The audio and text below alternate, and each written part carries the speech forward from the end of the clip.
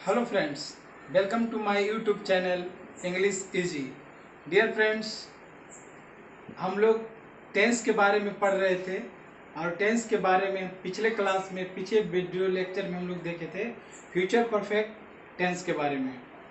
इसके पहले हम लोग फ्यूचर इंडेफिनिट, फ्यूचर कंटिन्यूअस के बारे में स्टडी कर चुके हैं और उसके पहले प्रेजेंट टेंस का जो 4 टेंसेज होता है, पास्ट टेंस का जो 4 टेंसेज होता है ऑलरेडी उसके बारे में हम लोग पढ़ चुके हैं। और आज हम लोग स्टडी करेंगे फ्यूचर परफेक्ट कंटिन्यूअस टेंस। तो डियर फ्रेंड्स, आज के इस टेंस के साथ ही हमारा टेंस का जो लेक्चर होगा वो समाप्त हो जाएगा और उसके बाद एक ओवरव्यू देखेंगे कि कहाँ कहाँ टेंसेस में हमें प्रॉब्लम होता है और उसके बाद कोई नया टॉपिक फिर शुरू करेंगे। So now let's start future perfect continuous tense. Dear friends, जैसा कि हम लोग देख रहे हैं कि फ्यूचर परफेक्ट कंटिन्यूअस टेंस पिछले टेंस की तरह ही इसका भी पहचान है, स्ट्रक्चर है, निगेटिव सेंटेंस, इंटेरोगेटिव और WH फैमिली का क्वेश्चन सामने रखा गया है। डियर फ्रेंड्स, जैसे ही बात परफेक्ट का आता है तो पिछले टेंसेज की तरह ही, चाहे वो प्रेजेंट परफेक्ट का सेंटेंस हो, पास्ट परफेक्ट का हो या फिर फ्यूचर परफेक्ट का हो, जहाँ पर परफेक्ट आ गया और उसके साथ कंटिन्यूअस हो गया तो परफेक्ट के साथ तो V3 रिकरेज होता है, बट कंटिन्यूअस लगाओ तो वर्ब का फोर्थ फॉर्म यानी वर्ब प्लस ING लगता है। तो डियर फ्रेंड्स, सबसे पहले हम इसे आइडेंटिफाई कैसे करेंगे, कैसे हम इसकी पहचान करेंगे कि हमारे सामने यदि कोई वाक्य है उसे हमें हिंदी से इंग्लिश में ट्रांसलेट करना है या फिर हमें उस वाक्य को इंग्लिश में बोलना है तो हम कैसे बोलेंगे। तो सबसे पहले इसका आइडेंटिफिकेशन देखते हैं, पहचान देखते हैं कि फ्यूचर परफेक्ट कंटिन्यूअस टेंस का क्या पहचान है। तो फ्यूचर परफेक्ट कंटिन्यूअस टेंस कहता है कि मेन वर्ब यानी मुख्य क्रिया जो होगा यानी मूल क्रिया जो होगा उसके साथ रहा होगा, रही होगी, रहे होंगे ऐसे शब्द दिया हुआ रहे, साथ ही साथ प्लस समय के साथ से का प्रयोग। इसको आप लोग माइंड में क्लियर कंसेप्ट बनाइएगा कि हम लोग जब फ्यूचर कंटिन्यूअस टेंस पढ़ रहे थे तो वहाँ पर था क्या कि मेन वर्ब के साथ रहा होगा, रही होगी, रहे होंगे तो उसे हम फ्यूचर कंटिन्यूअस टेंस का भाग समझते हैं। बट यहाँ रहा होगा, रही होगी, रहे होंगे के साथ ही साथ समय दिया हुआ रहेगा और समय के साथ से का प्रयोग रहेगा। ओके, समय के साथ से का प्रयोग रहेगा, तब हम लोग समझ जाएंगे कि ये जो हमारे सामने वाक्य है वो फ्यूचर परफेक्ट कंटिन्यूअस टेंस का वाक्य है। एग्जाम्पल से समझते हैं, जैसे कि राम पढ़ रहा होगा, तो राम पढ़ रहा होगा एक किस टेंस का वाक्य है, तो ये फ्यूचर कॉन्टिन्यूअस टेंस का वाक्य है। बिकॉज फ्यूचर कॉन्टिन्यूअस टेंस में हम लोग पढ़े थे कि जो मेन वर्ब जो होगा उसके साथ रहा होगा, रही होगे, रहे होंगे लगा हुआ रहे तो वो फ्यूचर कॉन्टिन्यूअस टेंस का वाक्य होता है। बट नेक्स्ट अगले सेंटेंस में जैसे ही हम देखते हैं कि यहाँ पर लिखा हुआ कि राम 2 घंटे से पढ़ रहा होगा, तो डियर फ्रेंड्स यहाँ पर डिफरेंस कहाँ है। यहाँ पर है कि राम पढ़ रहा होगा और यहाँ है कि राम 2 घंटे से पढ़ रहा होगा। तो यहाँ पर समय दिया हुआ है 2 घंटे और समय के साथ से लगा हुआ है से।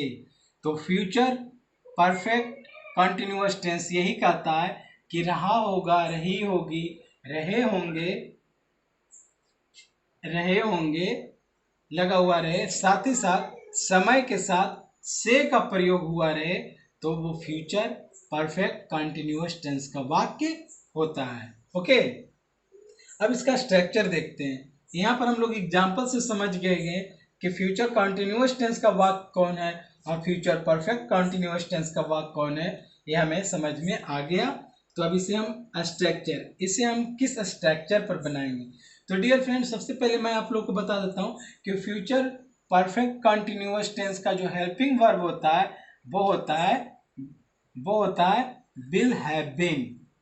और ये जो विल हैव बीन है वो इस टेंस का यानी फ्यूचर परफेक्ट कंटिन्यूअस टेंस का हेल्पिंग वर्ब है, जो कि सब्जेक्ट मेरा कुछ भी रहे he she it name third person के सिंगुलर नंबर या फिर आई यू वी दे पर सभी के साथ विल हैव बीन का ही यूज करेंगे।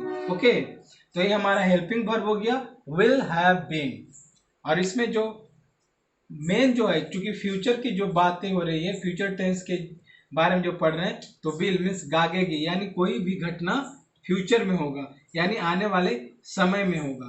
तो इसका स्ट्रक्चर कहता है कि पहले subject plus will have been plus verb plus ING plus object plus since या फॉर। एक ओवरव्यू देखा जाए तो हम लोग जब प्रेजेंट परफेक्ट कंटिन्यूअस टेंस पढ़ रहे थे तो वहां पर पढ़े थे कि subject plus have been plus verb plus ING plus object plus since या फॉर प्लस टाइम, सेम चीज था। और जब पास्ट परफेक्ट कॉन्टिन्यूअस टेंस पढ़े थे तो वहां पर क्या पढ़े थे कि subject plus had been plus verb plus ING plus object plus since या फॉर फिर टाइम। यानी डियर फ्रेंड्स देखा जाए तो डिफरेंस सिर्फ कहां पर आ रहा है, तो वो हमारा हेल्पिंग वर्ब में आ रहा है। यानी time to time tense to tense हमारा जो हेल्पिंग वर्ब होता है वो चेंज होता रहता है, बाकी सारा फॉर्मेट एक ही जैसा है। सब्जेक्ट वही है, वर्ब प्लस आईएनजी वर्ब का फॉर्म वही है, वहीं पर ऑब्जेक्ट है, वहीं पर सिंस और फॉर है। और सिंस और फॉर कहाँ पर लगाते हैं, तो हम लोग पिछले प्रेजेंट परफेक्ट कंटिन्यूअस टेंस से ही मैं बताता आ रहा हूँ कि सिंस का यूज कहाँ करेंगे और फॉर का यूज कहाँ करेंगे। एक बार फिर से मैं आप लोग को रिमाइंड करवा देता हूँ कि सिंस का यूज वहां करते हैं जहां पर पॉइंट ऑफ टाइम का बोध हो। पॉइंट ऑफ टाइम क्या होता है, तो पॉइंट ऑफ टाइम होता है जैसे कि निश्चित समय, जैसे घड़ी का समय 4 बजे 5 बजे, कोई सप्ताह का नाम रहे जैसे सोमवार मंगलवार, कोई महीना का नाम रहे जनवरी फरवरी, या कोई वर्ष रहे 1990 1980, तो ये सब क्या है, पॉइंट ऑफ टाइम है। और जहां पर ड्यूरेशन का बोध हो, टाइम का ड्यूरेशन का बोध हो यानी अवधि का बोध हो, वहां पर फॉर का यूज करेंगे। जैसे 2 घंटे से, 4 दिनों से, 5 वर्षों से, तो ये क्या है, यहाँ पर आपका ड्यूरेशन दिया हुआ रहेगा यानी अवधि दिया हुआ रहेगा। और यहाँ पर क्या है, पॉइंट ऑफ टाइम यानी निश्चित टाइम दिया हुआ रहेगा, तो सिंस और ड्यूरेशन दिया हुआ रहेगा तो फॉर। ओके, उसके बाद कहता है प्लस टाइम, जो भी टाइम दिया हुआ रहेगा उसको बैठा देंगे। यानी बेसिकली हमें माइंड में कंसेप्ट क्या क्लियर करना है कि हमारा जो हेल्पिंग वर्ब है विल हैव बीन, तो इसको कंसेप्ट में रखना है, बाकी आपका सारा फॉर्मेट वही है। देखते हैं इसको एग्जाम्पल से समझते हैं। हाँ, तो देखते हैं कि राम पढ़ रहा होगा, तो ये किस टेंस का वाक्य है, ये वाक्य फ्यूचर कॉन्टिन्यूअस टेंस का वाक्य है। तो इसे कैसे बनाएंगे, पहले सब्जेक्ट तो राम हो गया, उसके बाद इसका हेल्पिंग वर्ब विल बी, उसके बाद वर्ब प्लस आईएनजी, तो वर्ब पढ़ना क्या है, वर्ब क्या है, पढ़ना, तो रीड, उसमें आईएनजी लग गया रीडिंग, यानी राम विल बी रीडिंग। लेकिन अगले ही वाक्य में हम लोग देखते हैं कि राम 2 घंटे से पढ़ रहा होगा, यानी इसमें समय भी दिया हुआ और समय के साथ से का प्रयोग है। दैट मीन्स ये फ्यूचर परफेक्ट कॉन्टिन्यूअस टेंस का वाक्य है। तो इसे इस स्ट्रक्चर पर बनाएंगे। सब्जेक्ट तो मेरा राम है, will have been helping verb will have been plus verb plus ING, verb क्या है, पढ़ना, पढ़ना को इंग्लिश में क्या बोलते हैं, रीड, इसके साथ लग गया आईएनजी, ऑब्जेक्ट कुछ नहीं है तो छोड़ देंगे, उसके बाद सिंस या फॉर। तो देखिए यहाँ पर है 2 घंटे से, यानी ड्यूरेशन दिया हुआ है, नॉट यहाँ पर पॉइंट ऑफ टाइम का बोध नहीं हो रहा है, इसलिए फॉर लगा दिए। और फिर क्या कहता है, टाइम कितने घंटे से, 2 घंटे से, तो फॉर 2 आवर्स।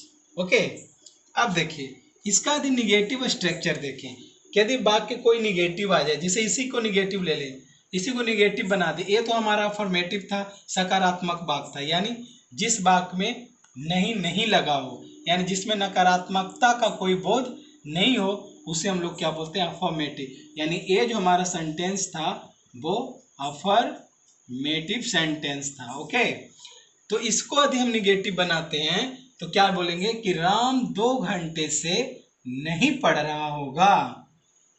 तब नहीं जब आ जाए तो विल हैव बीन होता है, विल हैव बीन इसका होता है हेल्पिंग वर्ब, और इसके बीच में हम लोग नॉट जोड़ देंगे, विल नॉट हैव बीन।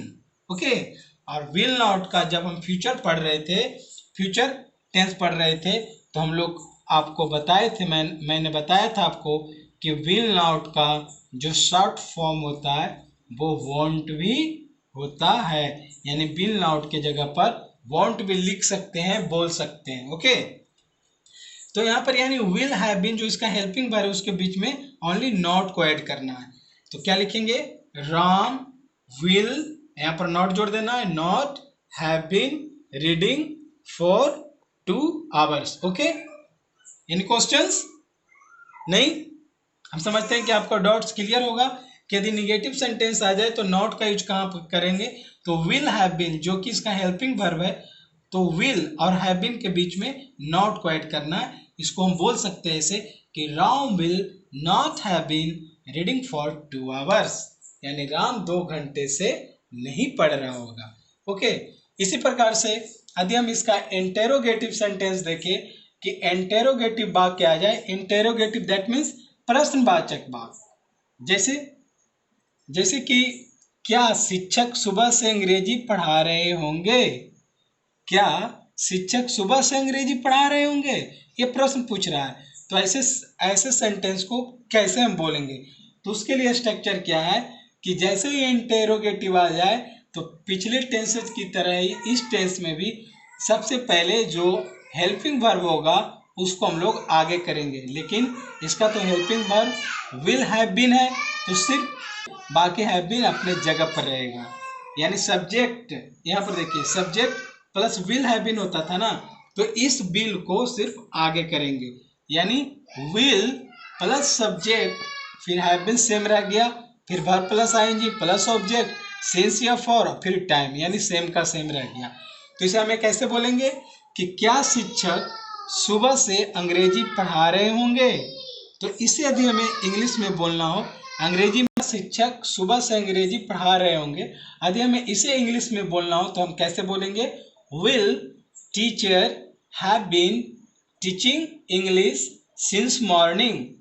क्योंकि देखिए यहाँ पर विल को हम लोग वार के, क्योंकि इंटरोगेटिव सेंटेंस था, फिर सब्जेक्ट को रखें, हैव बीन को फिर रखें, फिर वर्ब प्लस आईएनजी, यानी टीच मीन्स पढ़ाना और आईएनजी लग गया टीचिंग, और ऑब्जेक्ट मेरा क्या है, अंग्रेजी, तो इंग्लिश हो गया, सिंस या फॉर, बिकॉज चूंकि सुबह से यानी निश्चित टाइम है तो हम लोग सिंस लगाएं और उसके बाद सुबह से यानी मॉर्निंग, यानी will teacher have been teaching English since morning, क्या शिक्षक सुबह से अंग्रेजी पढ़ा रहे होंगे, तो इसे इंटेरोगेटिव सेंटेंस को इस प्रकार से रखेंगे।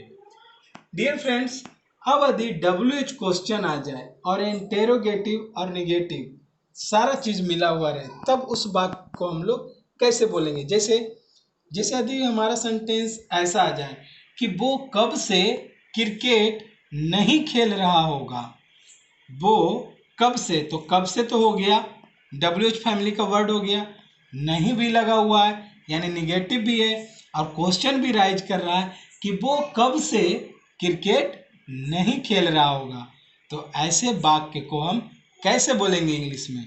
तो उसके लिए स्ट्रक्चर है कि कुछ नहीं करना है, बस यदि आपका जो कंसेप्ट है इंटेरोगेटिव स्ट्रक्चर का, कि जैसे ये इंटेरोगेटिव आ जाए तो हेल्पिंग वर्ब यानी विल को आगे करेंगे, फिर सब्जेक्ट को रखेंगे, और निगेटिव भी है तो नॉट को कहाँ रखते हैं, तो आप लोग निगेटिव वाले स्ट्रक्चर में यहाँ पर आइएगा, चूंकि विल प्लस हैव बीन के बीच में नॉट को ऐड करते हैं, तो उसी प्रकार से यहाँ भी हम लोग सब्जेक्ट के बाद नॉट रख देंगे, फिर हैव बीन हो गया, फिर verb plus ING plus object plus since या फॉर प्लस टाइम।